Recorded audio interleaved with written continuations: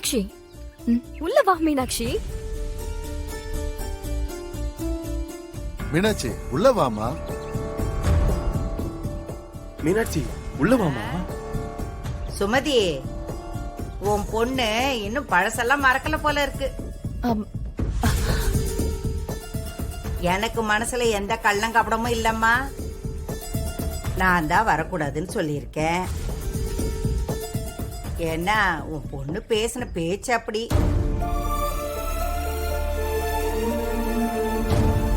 ஆமாமா, கொஞ்ச நஞ்ச பேச்சா பேசினா அவ அம்மாஜி கிட்ட இன்னைக்கு வரைக்கும் யாரும் அந்த மாதிரி பேசினதே கிடையாது.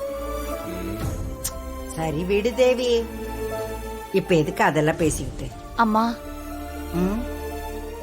என் பொண்ணு பேசினதெல்லாம் நீங்க மனசுல வச்சுக்காதீங்க. நான் எதையும் மனசுல வச்சுக்கல தாயி. இருந்திருந்தா நான் ஏன் உங்களை என் வீட்டுக்கு வர சொல்ல போறேன்? பாட்டி ரொம்ப தேங்க்ஸ் பாட்டி. எதுக்கு அத்தா அதெல்லாம்? நீ இந்த வீட்டு மருமக,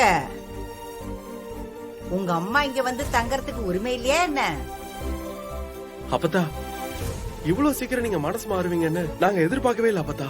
இதுல மாறத்துக்கு என்னடா இருக்கு? எம்புட்டு நாள் தான் நான் கோவத்தோட இருக்க முடியும். அதுவும் இல்லாம இவ கூட கோவத்தோட இருக்கிற அளவுக்கு இவ என்ன பெரிய மனுஷியா? ஏதோ வயசு கோவத்துல பேசிட்டா, அதெல்லாம் போட்டோம், விடுப்பா. மீனாட்சி, அதான் அத்தையே சொல்றாங்கல்ல, உள்ள போலாம் வாமா. அத்தை அதுக்கு இல்ல அத்தை, எனக்கு ஆபீஸ்ல ஒரு வேலை இருக்கு, நான் உடனே போகணும். நான் கிளம்புறேன். ஏய் வந்து ஏதாவது சாப்பிட்டுட்டு போ. இல்ல தேனு, டைம் ஆச்சு, நான் கிளம்புறேன். தேங்க்ஸ் பாட்டி. என்னத்துக்கு? அம்மாவை இங்க வர சொன்னதுக்கு. அதுல என்ன இருக்கத்தா? எனக்கு உன் அம்மா மேல எந்த கோவமும் இல்ல. உன் மேல கோவத்தை வச்சுக்கிட்டு நான் என்ன செய்ய போறேன்?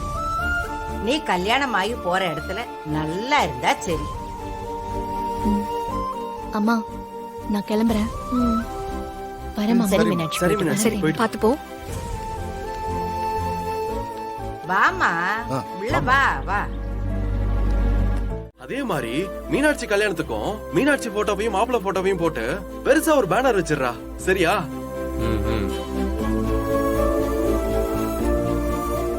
ஏம்மா, நம்ம வீட்டுல இருந்தா பொண்ணு போக போகுது. அப்போ இங்கேயும் வாழை மரம் வச்சு தோரணம் கட்டி சீரியல் செட்டு டியூப் லைட் எல்லாம் போட்டுடலாம்ல? ஆமாண்டா, செய்யாம எப்படி? என்னென்ன இருக்கோ அது எல்லாத்தையும் பார்த்து செய்யுங்க. செலவுக்கு நானும் கொஞ்சம் காசு தரேன்.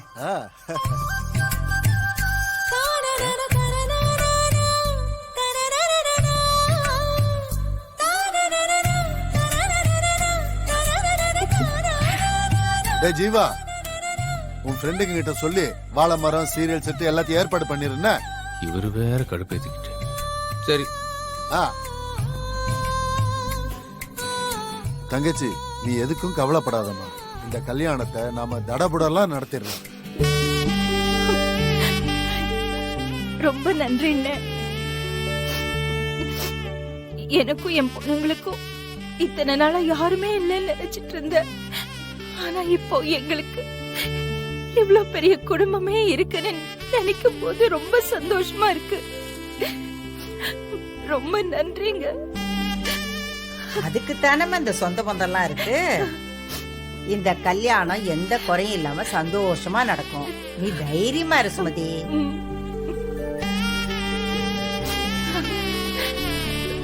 மருமவளே, வந்தவங்கள சாப்பிட்டீங்களா இல்லையான்னு கேட்க மாட்டியா? இதோ அத்தை. ஓ, கூட்டிட்டு போ. தேனு, கூட்டு போ சரி. அம்மாவை ரூமுக்கு கூட்டிட்டு போமா. நான் சாப்பாடு எடுத்துட்டு வரேன். போமா, வரேன். பார்த்து போமா.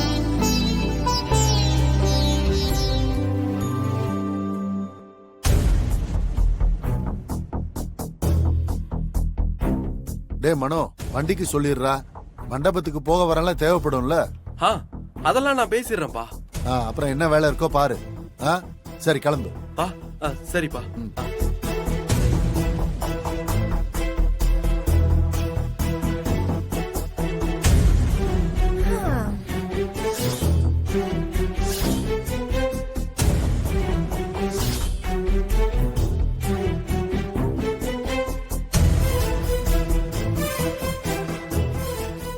என்னடா என்ன என்னமோ புதுசா பாக்குற மாதிரி பாக்குற?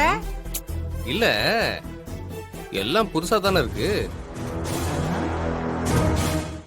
நானும் ஜீவாவை கூப்பிட தான் வந்தேன். என்ன ஜீவா, ஏன் ஒரு மாதிரி இருக்க?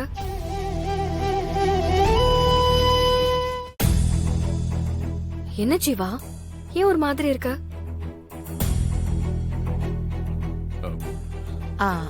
ஒன்னும் இல்லம்மா, சும்மா நாங்க பேசிட்டு இருந்தோம். ம். ஜீவா, உன்கிட்ட நானும் கொஞ்சம் பேசலான்னு தான் வந்தேன். சொல்லுங்க மதினி.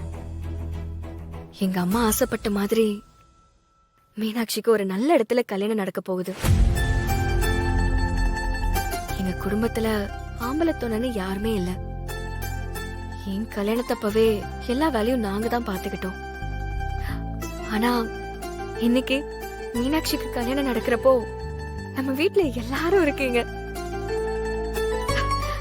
அதுவும் நீ மீனாட்சிக்கு ரொம்ப ஆதரவா ஒரு நல்ல ஃப்ரெண்டா இருந்திருக்க. இந்த கல்யாணத்திலயும் நீங்க எல்லாரும் இருக்கீங்கன்ற தைரியத்துலதான் நானும் அம்மாவும் இருக்கோம்.